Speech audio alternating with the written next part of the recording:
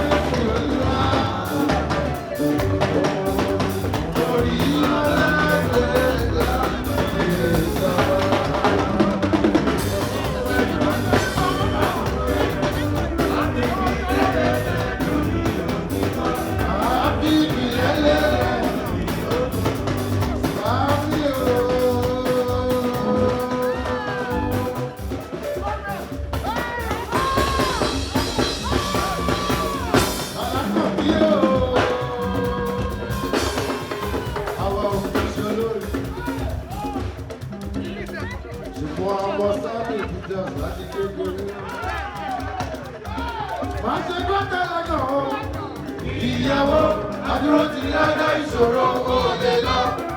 Ọmọkùnrin bá obìnrin bá ọ̀ lálẹ́ lálẹ́.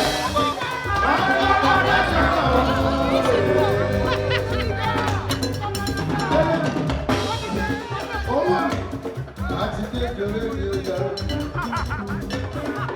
Ọmọ lọ́nà.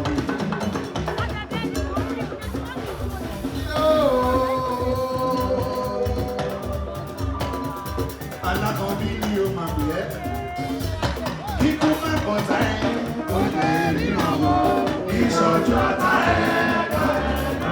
Ó sì kò lè gbọ́dọ̀. Ẹ sì kò lè gbọ́dọ̀. Ọlọ́run wà lórílẹ̀.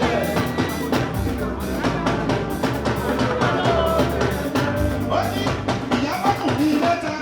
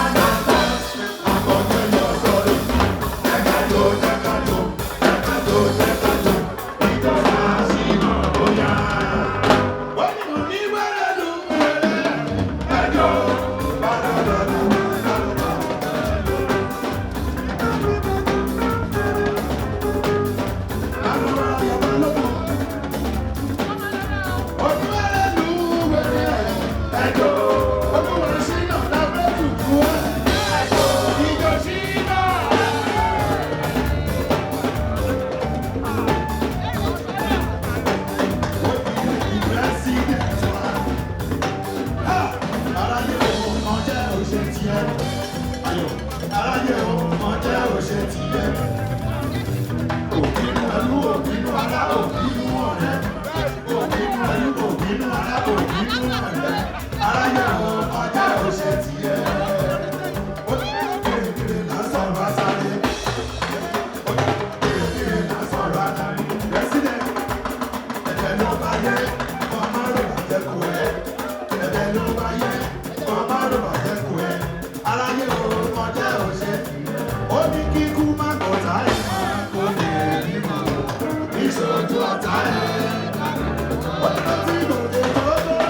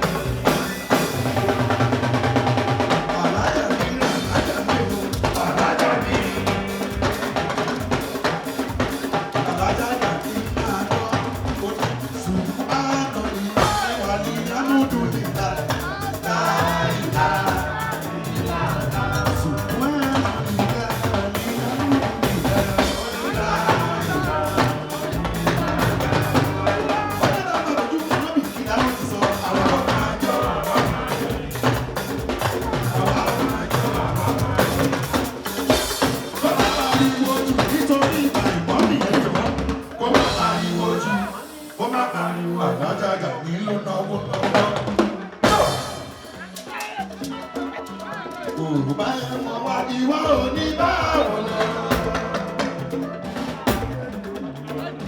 Màmá Mùtárì. Yorùbá ẹ̀wọ̀n wá ẹ̀yìn òní bá wọn lọ. Ó ti ní ọ̀tọ̀ọ̀tọ̀ láàrin wa, ọ̀tọ̀ọ̀tọ̀ láàrin wa. Ṣèbí ilé ayé, ilé ayé, ilé ayé. Ó máa ń jó.